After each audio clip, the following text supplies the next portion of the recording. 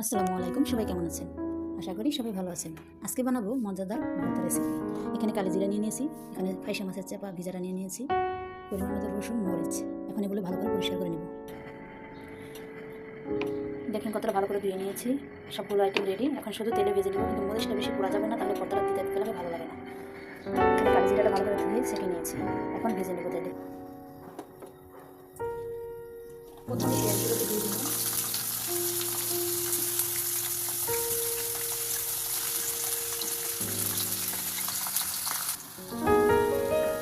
এরকম হালকা লাল থাকতে থাকতেই শুকিটা দিয়ে দিব।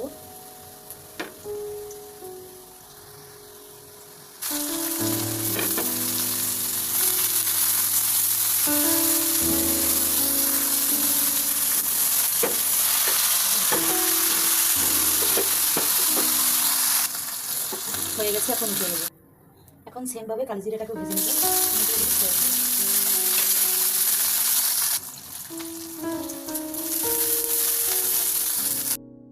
ভর্তাটা বাটা হয়ে গেছে, বেশ সুন্দর কালার আসছে।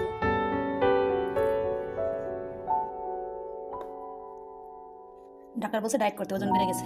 এরকম লাল লাল ঝাল ঝাল ভর্তা হলে ডায়েট ফেস সব দূরে থাকে, আগে আমার খাওয়ান খেয়ে নিবি।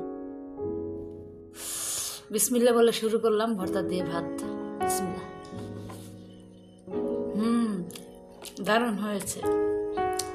ভুল করে আমার বোনের এই ভর্তা বানাতে যাবেন না, কারণ একবার মজা পেলে দ্বিতীয়বার আবার আপনাকে কষ্ট করে ভর্তা বানাতে হবে।